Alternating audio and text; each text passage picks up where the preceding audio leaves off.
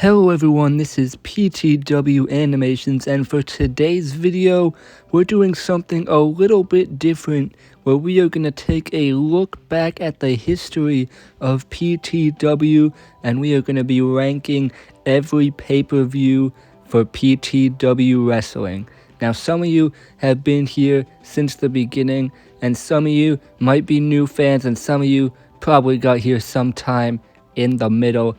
But PTW has been the stop-motion fed that I've been doing on this channel for a long time. Pretty much since I first started this channel is when I began this stop-motion fed. I've done a lot of pay-per-views and I have gotten a lot better, as you'll see, as we take a look back at some of these pay-per-views, some that I might just delete from YouTube because they're that bad. But let's get right into this ranking video, starting with our first ever PTW Wrestling pay-per-view. PTW's first ever pay-per-view was a show called Hardcore Chaos, and at this time I was not ready to be doing a full-time wrestling figure stop-motion show. And if you want any encapsulation of that, you can look at this show's main event. It was an 8-man Money in the Bank ladder match where Cody Rhodes won the Money in the Bank briefcase. And if you want any encapsulation of just how rushed and how lazy I was back when I made this show, in all of the episodes building to Hardcore Chaos, this was advertised as a hardcore cage match. Basically the same concept of Money in the Bank, except there's a bunch of weapons in a cage, and you have to get the briefcase at the top. And I believe it was like right before I started filming, I decided I'm just going to do a regular Money in the Bank ladder match. No mention of that in the episodes leading up to the show. I just, on a whim, decided it's a regular Money in the Bank ladder match now. And that sort of rushed decision making is just, one, it's not good, and two, it's just kind of a encapsulation of how unready I was to take on a fed like PTW. But Cody Rhodes won that Money in the Bank match. Also on that show, a triple threat match for the PTW Championship. Randy Orton retained his title against Chris Jericho and John Cena. And another example of me just doing things on a whim with no planning was the match was originally just Randy Orton versus Chris Jericho, and then John Cena was added in by the general manager of PTW. There's a throwback, if you remember that. The whole general manager character, I believe I just made up, like, on a whim, because I didn't really want to do a singles match of Orton and Jericho at the time. That was just how the decision-making in PTW went. It was literally, when I sat down to film, if I didn't feel like doing something, I would just change it for no real reason. But anyways, Randy Orton retained the PTW Championship. Also on this show, Sin Cara retained the United States Championship against Damian Sandow. Dean Ambrose retained the Intercontinental Championship in a street fight against Alberto Del Rio. Mark Henry defeated Dolph Ziggler.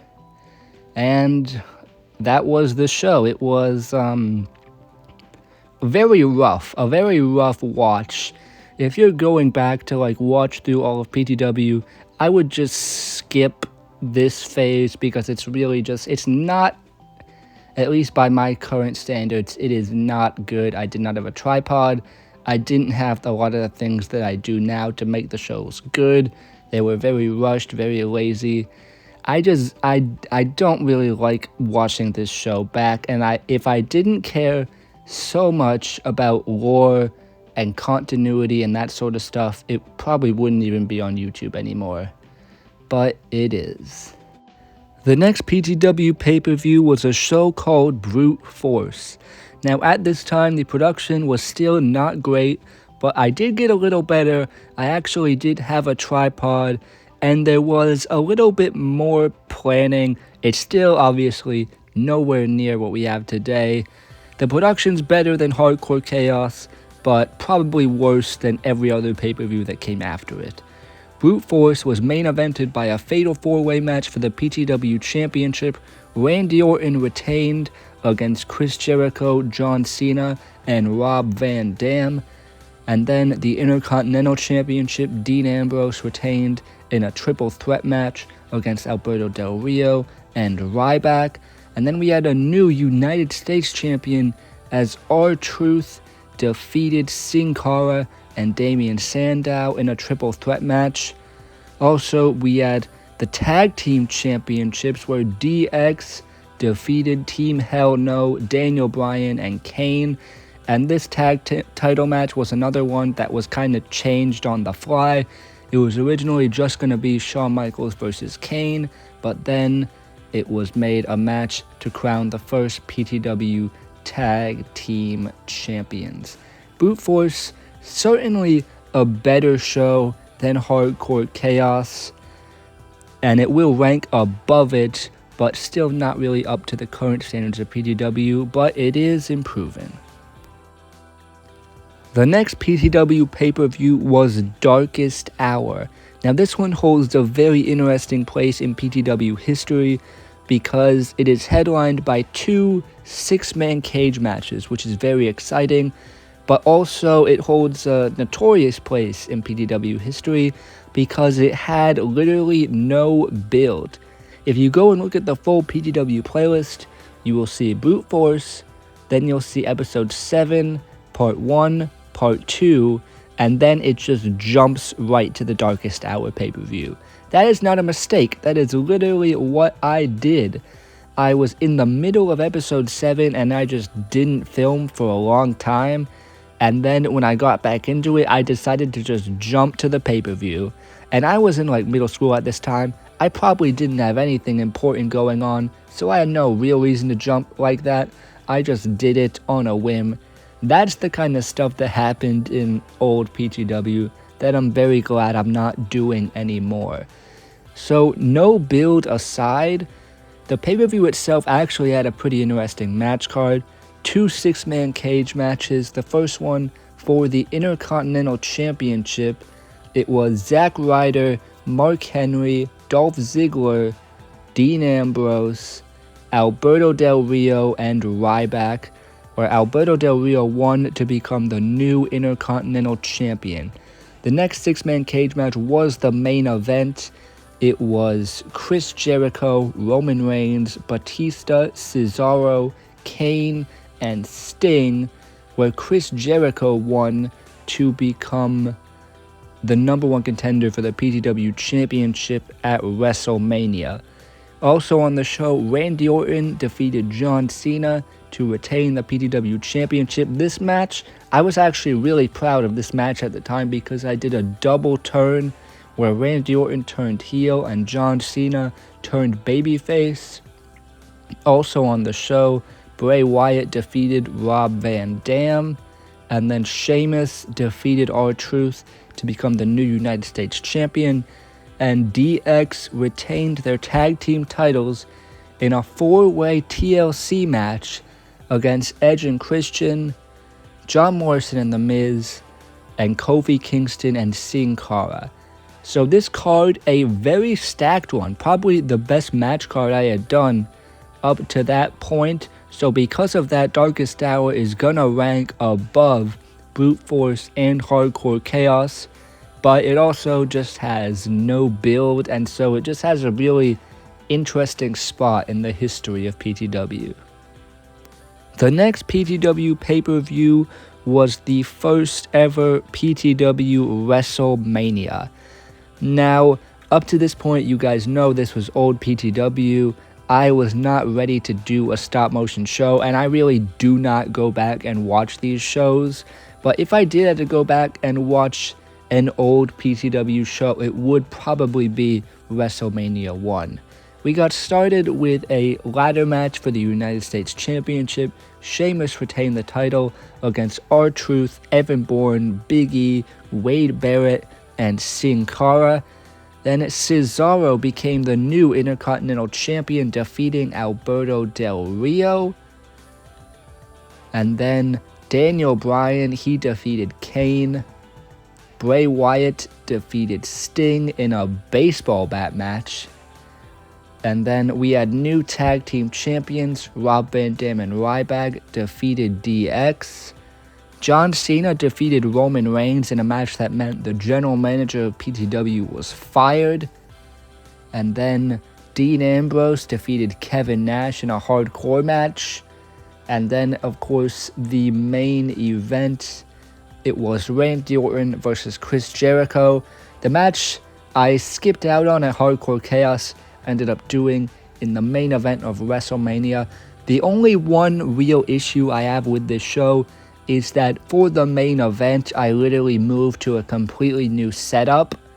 This is just like amateur stuff, but I basically moved my setup before I was finished filming WrestleMania.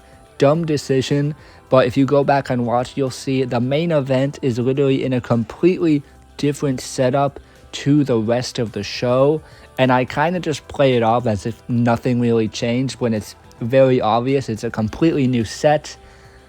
But other than that one very obvious continuity issue, I think WrestleMania 1 is a pretty decent show, and out of everything so far, I would definitely rank WrestleMania 1 as the best PTW pay-per-view. After WrestleMania 1, I was in a new setup, and I think this kickstarted a new era in PTW. I know it's a cliche to say new era, but I really did feel at this point after WrestleMania 1, I had really started to hone in to what I was good at and hone into actual filming and editing, that sort of stuff. As you can see with our next pay-per-view, Unforgiven, the first one where I had an actual poster design that wasn't just me scribbling on a piece of paper. That just shows the little uptick in quality, as I'm pretty fond of this era of PTW, the Connects Cage era, as I like to call it, with the cage in the setup there that some people will know. But as we get into Unforgiven, this was the follow-up pay-per-view to WrestleMania 1, and it had an interesting match card. The main event, we saw Daniel Bryan defeat Chris Jericho to become the new PTW champion. We also had a no-holds-barred match where Triple H defeated Shawn Michaels. And then also on that match card, Dolph Ziggler defeated Cesaro to become the new Intercontinental Champion. Then we had a new United States Champion as Rusev won the title in a triple threat match against Evan Bourne and Sheamus. Then Big E defeated Kane. And then in the opening match, John Cena defeated Cody Rhodes. Cena and Rhodes, one of the early defining feuds of PTW, I would say. And I was doing this feud, making Cody Rhodes a main event guy, way before it was cool. Not to pat myself on the back there, but a really good match card, I think. Now, Unforgiven is an interesting one to rank because I feel like it kickstarts a new era of PTW. We get a new PTW champion, a new Intercontinental champion, a new United States champion. A lot of big important stuff happens on this show. Is it as good as WrestleMania 1? I don't know. For now, I'm going to put it right behind WrestleMania 1. The next show of this new era was PTW Extreme Rules. Now this one was another big show where a lot of stuff went down. You'll see as we get further into this list, pay-per-views where important stuff happens will probably rank higher, with also taking match quality into account as well. But a lot of big stuff happened at Extreme Rules, including the main event, where it was Daniel Bryan vs. Triple H in an Extreme Rules match. Very good match. But then at the end, Cody Rhodes cashed in his Money in the Bank, defeating Daniel Bryan to become the new PTW champion. Cody Rhodes was also in action to open the show in a tag team match. Cody Rhodes teamed with CM Punk against John Cena and the debuting Samoa Joe. Again, this was a continuation of the Cody and John Cena rivalry, where Cena had to find a partner against Cody and Punk. He found Samoa Joe but it was not enough to get the win, and then after the match, Samoa Joe turned on John Cena. Also on the show, Dolph Ziggler retained the Intercontinental Championship against Dean Ambrose in a chairs match. Rusev retained the US title in a tables match against Kofi Kingston. We had new tag team champions. The Revival defeated Rob Van Dam and Ryback.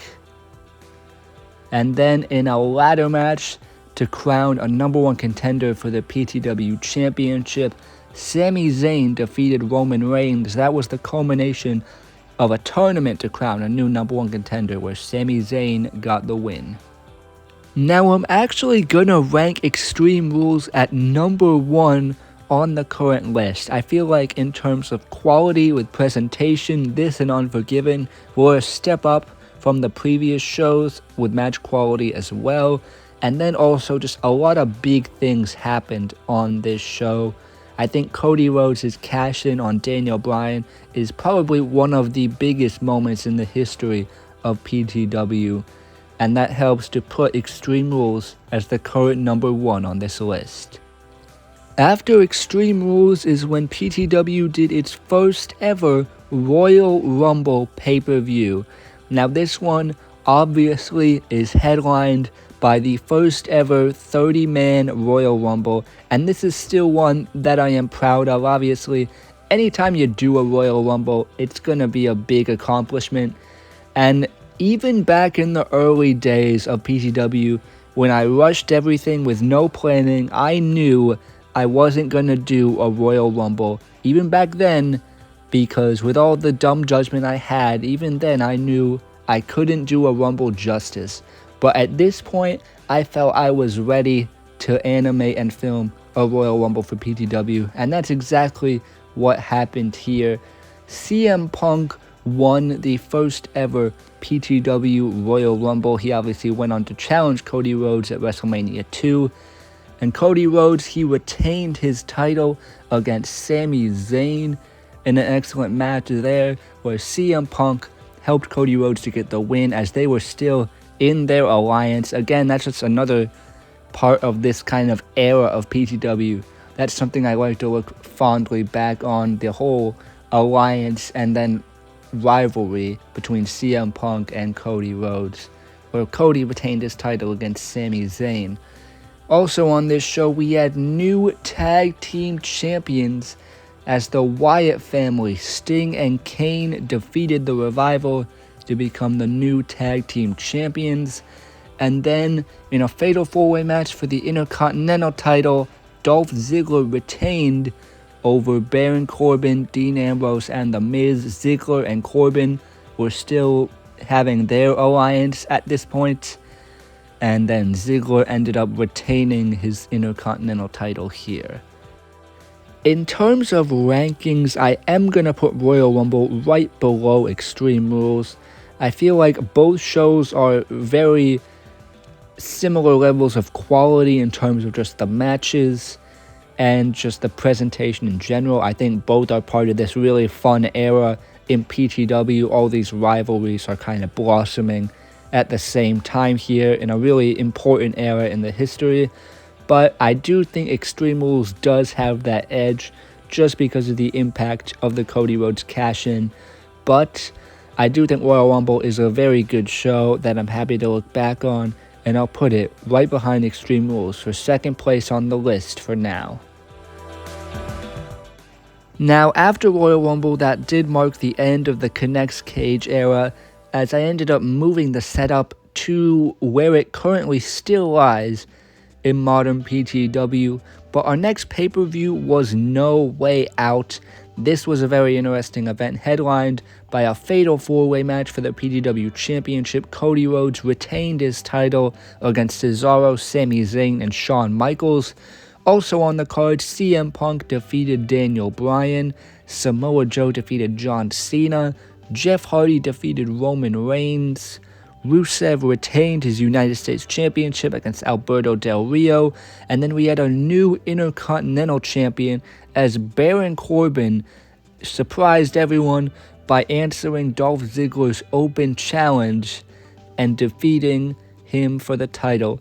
the Ziggler-Corbin alliance was officially broken as Corbin turned on Ziggler and beat him for the Intercontinental Championship. Now, this pay-per-view was an interesting one because I feel like in terms of the build to No Way Out, I was kind of just ready to get to WrestleMania 2 at this point, and you can kind of tell when you go back and you watch the episodes leading up to this show. But on the actual show, I feel like the match quality is pretty good. Still, it might impact its ranking on the list.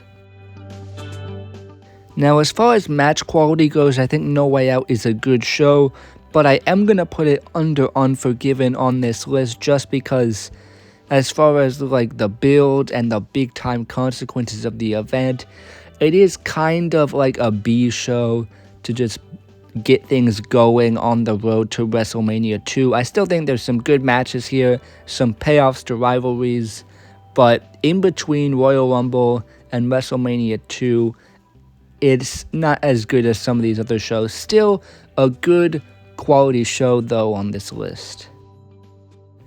Next up after No Way Out was of course WrestleMania 2. And in terms of the pay-per-view, this was probably the biggest in PTW at the time, main evented by Cody Rhodes versus CM Punk for the PTW Championship. This was a big time fight, a huge build. They were allies at one point. Cody Rhodes cashed in to win the PTW Championship. CM Punk won the Royal Rumble, putting them on this collision course for the main event of WrestleMania. And I think the match was very good. I knew at the time this was the big match. Cody and Punk was the big rivalry that I had to get right. And I feel like I did do it justice in the main event of WrestleMania, where CM Punk defeated Cody Rhodes to become the PTW champion.